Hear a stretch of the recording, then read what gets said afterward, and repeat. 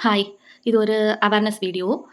இது அவேர்னஸ் வீடியோன்னு ஒருத்தவங்க போஸ்ட் போட்டாங்க. அதுக்கான பதில்னு கூட வச்சுக்கலாம். இன்ஸ்டால ஒரு ஃபேமஸான ஒரு கப்பிள். அவங்க வந்து இன்ஸ்டால நெறைய ரீல் போடுவாங்க. அவங்க வந்து ரீசென்ட்டா ஒரு ரீல் போட்டிருக்காங்க. அதில பார்த்தீங்கன்னா, குழந்தைக்கு வந்து ஃபீவர், ஃபிட்ஸ் வந்துருச்சு. நாங்க ஹாஸ்பிட்டல்ல அட்மிட் பண்ணிட்டோம். குழந்தைக்கு வந்து இது மாரி டெம்பரேச்சர் கம்மியாகவே இல்ல. கம்மி ஆகாதனால நாங்க வந்து ஹாஸ்பிட்டல்ல அட்மிட் பண்ணிட்டோம். உங்க குழந்தைக்கும் ஃபீவர் இருந்துச்சு, டெம்பரேச்சர் கம்மியாகலன்னா உடனே ஹாஸ்பிட்டல் போங்கன்னு சொன்னாங்க. இதுவரைக்கும் ஓகே. எல்லாராலுமே அந்த டைம்க்கு ஹாஸ்பிட்டல் போக முடியுமா? அப்படின்றது தெர்ல. மேபி போணும். கண்டிப்பா ஒரு குழந்தைக்கு ஃபீவர்ன்னு இருந்துச்சுன்னா, ஹாஸ்பிட்டலுக்கு போணும் ஓகே. பட் அந்த டெம்பரேச்சர் கம்மி பண்றதுக்கு என்ன? குழந்தை ஃபிட்ஸ் வர வரைக்கும் வெயிட் பண்ண வைக்க வேணால்ல. அதுக்கான சொல்யூஷன் சொல்லியிருந்தா தானே அது அவேர்னஸ் அப்படின்னு நான் நெனச்சுட்டு உங்களுக்கு சொல்றேன். நான் உங்கள ப்ளேம் பண்ணல. பட் எனக்கு தெரிஞ்சத நான் கொஞ்சம் சொல்றேன். நானும் 2 குழந்தைங்களுக்கு அம்மா.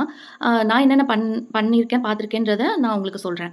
ஆக்சுவலா குழந்தைக்கு 99க்கு மேல இருந்துச்சுன்னா ஃபீவர். அதுக்கு 102, 103, 104 அதுக்கு மேல போயிட்டு இருந்துச்சுன்னா, குழந்தையால அந்த டெம்பரேச்சர தாங்க முடியாது. அப்பதான் ஃபிட்ஸ் மாதிரி வரும். அந்த டெம்பரேச்சர் வரைக்கும் நம்ம போக விடக்கூடாது. அதுக்கு என்ன பண்ணணும்னா, ஃபர்ஸ்ட்டு ட்ரெஸ் எல்லாம் அந்த குழந்தையோட ட்ரெஸ் எல்லாம் ரிமூவ் பண்ணிடணும். ஆனா நம்ம என்ன நெனைப்போம்னா, குழந்தைக்கு வந்து ஃபீவர், குளிரும் அப்படின்னு சொல்லிட்டு அப்பதான் நம்ம வந்து கவர் பண்ணுவோம். அது வந்து பண்ணவே கூடாது. டெம்பரேச்சர இன்னும் அதிகமாக்கிடும். அதிகமாக்கி குழந்தைக்கு வந்து அந்த ஃபிட்ஸ் வரதுக்கான வாய்ப்புகள் அதிகம். இன்னொன்னு பார்த்தீங்கன்னா, லூக் வார்ம் வாட்டர்ல வந்து ஒத்தடம் குடுக்கணும். அதாவது ஒரு ஃபுல் ட்ரெஸ்ஸையும் கழட்டிருங்க குழந்தைங்களுக்கு.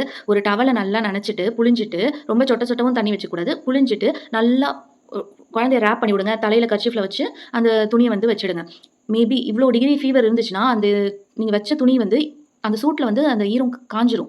காஞ்சோனே அத ரிமூவ் பண்ணிட்டு, திரும்ப ஒரு 15 மினிட்ஸ் கழிச்சு திரும்ப அதே மாதிரி ரிப்பீட் பண்ணுங்க. ஓவர் நைட் வந்து நம்மளால ஹாஸ்பிட்டல் போக முடியாதவங்க இத பண்ணலாம். பண்ணி அந்த டெம்பரேச்சர் வந்து நம்ம எப்படியாவது கம்மி பண்ணணும். பாராசிட்டமல் மீன்வைல் வந்து குழந்தைங்க ஏஜ் பொறுத்தவரைக்கும் எவ்வளோ குடுக்கணுமோ அந்த டோசேஜுக்கு paracetamol 5 hours or 6 hours once குடுத்துக்கிட்டே இருக்கணும். இது 2 பண்ணாலே மோஸ்ட் ஆஃப் த ஃபீவர் கம்மியாயிடும். அதையும் தாண்டி வருதுன்னா, இதுவரைக்கும் நான் அந்த மாரி கேள்விப்படல. மேபி அவங்களுக்கு அந்த மாரி இருந்திருக்கலாம் போல. ஆனா இது பண்ணும்போதே நம்ம டெம்பரேச்சர் கம்மியாகும். நான் உங்களுக்கு என்ன உள்ள ப்ராப்ளமோ அது சரி பண்ண முடியுமான்னு தெரியல. பட் பாராசிட்டமாலும் இந்த ஸ்பாஞ்சிங்கும் பண்ணும்போது நமக்கு டெம்பரேச்சர் கம்மியாகி குழந்தைங்க ஃபிட்ஸ் வர அளவுக்கு போகாது. அது கண்டிப்பா என்னால சொல்ல முடியும். இது வந்து அதுக்கப்புறம் நம்மளால எவ்வளோ சீக்கிரம் முடியுதோ ஹாஸ்பிட்டல் போயிடலாம். இது வந்து ஒரு ஃபர்ஸ்ட் எய்ட். இது வந்து எல்லா மதரும் தெரிஞ்சுக்கணுங்கிறதுக்காக நான் சொல்றேன்.